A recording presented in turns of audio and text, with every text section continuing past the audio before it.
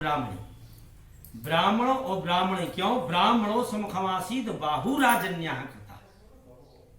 ब्राह्मण भगवान के भक्त हैं, भगवान के पार्षद हैं, लेकिन ब्राह्मण और ब्राह्मणी की यहाँ चौथापन आ गया, कोई संतान नहीं। ब्राह्मणी के मन में भाव था कि मेरे यहाँ पुत्र होगा और पुत्र मिलेगा तो मेरे यहाँ पुत्र वधु होगी, मैं पौत्रों का सुख प्राप्त करूंगी। लेकिन क्या है, हु है वही जो राम रचिता। इसलिए चौथा पन आ गया, कोई संतान नहीं। लेकिन चौथेपन आते ही ब्राह्मणी भगवान की सेवा करती, ब्राह्मण भी भगवान की सेवा करते, बोले परमात्मा ही तुम्हारे पुत्र हैं, भगवान को मान लो। एक दिन ब्राह्मणी रोने लगी, ब्राह्मण से कहती क्या मेरे भाग्य में क्या है, मुझे क्या पुत्र वधु का सुख नहीं मिलेगा। ब्राह्मण ने कहा अवश्य, भगवान की शरण में जाओ, भगवान सब कुछ देंगे। क्या करना है, बोले मुझे तो बहू चाहिए। भगवान को पुत्रवत मानने लगी, ये मेरे पुत्र हैं। तो बोले अब तो हमें बहू चाहिए। ब्राह्मण धर्म संकट में हो गए, पुत्र मान लिया, यही तो तुम्हारी सीता जी बहू हैं, रुक्मणी तुम्हारी बहू हैं, राधिका तुम्हारी बहू। बोले हम तो वो मान रहे, लेकिन हमें तो बहू चाहिए।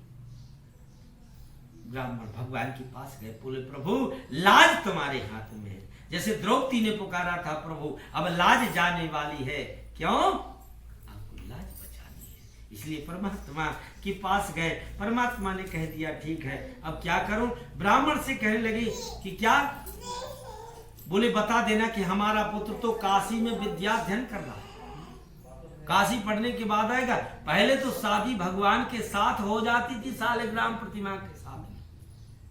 बोले बहू चाहिए।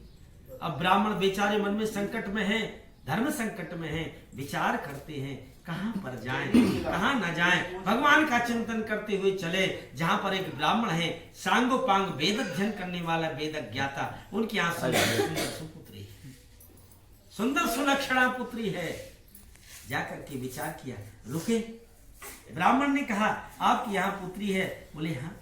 बोले इसका पाणी ग्रहण, बोले करना है, कोई वर मिल जाए। बोले मेरा पुत्र है लेकिन 12 वर्ष से अभी काशी में है। तो देखना 12 वर्ष की बात यार, 12 वर्ष का बात क्या है, 12 अक्षर का मंत्र है ओम नमो भगवते वासुदेवाय। तो 12 वर्ष की बात कही, सुंदर बात है। 12 वर्ष से मेरा पुत्र काशी में, जब 12 वर्ष का अध्ययन पूर्ण हो जाएगा तब आएगा। बोले तुम्हारी पुत्री, बोले पुत्री की अवस्था यही, बोले भगवान की प्रतिभा के साथ में विवाह हो जाएगा।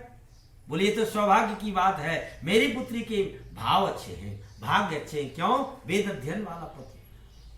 अब यहाँ पर जैसे तैसे बहू आ गई, भगवान के पास गए, प्रभु अब लाज तुम्हारे हाथ में है, आज मेरी लाज हरी, आए के बचाई। भगवान के पास सो, बोली ये बहू है, बहुत सुंदर भाव से अब कहने लगी ठीक है। रहते रहते जब वर्ष शरद पूर्णिमा आई, शरद पूर्णिमा क्यों जानी शरद ऋतु खंजन आए, पाई समय जिनी सुकृत सुहाए, पुण्य का फलोदय होता है।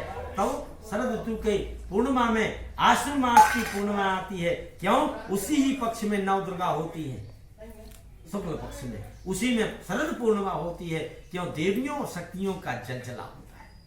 शरद पूर्णिमा में भगवान कृष्ण ने रास क्रीड़ा की, तो वहां पर गोपियों ने शक्तियों के सहित, वही शक्तियां हैं जिससे भगवान ने उस रास क्रीड़ा की है। लेकिन व्रत किया, आज मेरे पति को दीर्घायु के लिए, लक्ष्मी प्राप्ति के लिए आज हम व्रत रखेंगे, व्रत माने नियम लेंगे। क्या लेंगे, शरद पूर्णिमा में क्या किया जाता है, 1.5 पाव खोबा लिया जाता है, 1.5 पाव शक्कर, जिसके 6 पेड़ा बनाए जाते हैं। एक भगवान को रख दिया जाता है, एक सखी को दिया जाता है, खेलती हुए बालकों को, गर्भीली नार को, गौ को दिया जाता है, ग्वाल को दिया जाता है, और पति को दिया जाता है शेष अपन। यही भाव, इस भाव से जब उन्होंने पेड़ा बनाए, बोले पति कहाँ है। भगवान ने कहा, भगवान से कहती हो वधू कि जब तक मेरा पति नहीं आएगा मैं अन्न जल ग्रहण नहीं करूं। क्यों, सती के आगे सतीत्व का सत्य के आगे भगवान की सिंहासन। विचार कर, हे प्रभु तुम्हारे हाथ में, क्यों पति ही परमेश्वर है, एक ही धर्म एक व्रत है। भगवान की सिंहासन हिली, गौलोक में भगवान बैठे हैं। बोले अब तो जाना पड़ेगा। क्यों? माँ की ममता। माँ भी प्रार्थना करती है, प्रभु लाज तुम्हारे हाथ, आज मेरे पुत्र को भेज देना। तब तक क्या होता? बहू विचार करती, शाम के समय अग्नि लेने कहा पास में जा, पास में गए। बोले कहते हैं बिना पति की नार। क्या है ये? बिना पति की नार है। कैसे ढंग कर रही है, कैसे बहका दिया। कैसे आजू बाजू बहुत बहकाने वाले, इसलिए कह दिया तुम्हारा पति नहीं है, झूठ बोल रहे। उन्होंने कहा मुझे विश्वास है मेरी माँ झूठ नहीं बोल। भगवान सिंह के सामने कहा तुम्हारा पति है, ऐसी उंगली हाथ बता करके कहा तुम्हारा पति है, झूठ नहीं बोला। सुंदर बात आई। बात आने के बाद में भगवान की सिंहासन हुई तो ब्राह्मण जाकर के भगवान से कहते प्रभु अब तो लाज तुम्हारे हाथ में। भगवान ने 16 वर्ष 18 वर्ष स्वरूप धारण करके सुंदर एक युवा कांख में वेद दावे हुए सुंदर तेज वाले ब्राह्मण पुकारते हुए, सूर्यास्त हो रहा है, चंद्रमा का उदय हो रहा है। बोले माँ तुम्हारा पुत्र आ गया। बोले क्या? मैं काशी गया था ना, छोटे में भेज दिया था, तुम ही मेरी माँ हो। पिताजी कहाँ गए? ये कौन है? बोले बेटा ये तेरी बधू है। बहू ने देखा ऐसा सुंदर तो पति किसी का नहीं है। भगवान का दर्शन किया, चरणों पद पखार पादोदक लीना, पैर पखारे, आरती बंदन किया। आरती बंदन करने के बाद में जब पूजन किया और पति को बिठा करके, बोले पति ही परमेश्वर एक, और भगवान सालिग्राम को बिठाया, पूजन किया, पति का आरती बंदन किया और उनका हिस्सा पति को खिलाने लगी। और पति ने जैसे ही पाया बोले माँ मैं तो गुरुजी से आज्ञा लेकर के आया हूं, मुझे सुबह जाना होगा। पत्नी कहती बहुत दिन के बाद आए हो, मुझे सेवा का अवसर दो, आज ही तो मैंने दर्शन किया है, कुछ दिन बाद चले जाना। माँ जाकर के भगवान से कहती है प्रभु लाज रखना। बोले क्या? 1 हफ्ता रुक जाना। भगवान ने कहा ठीक। 1 सप्ताह रुक गए। फिर पत्नी कहती है 1 सप्ताह है क्या?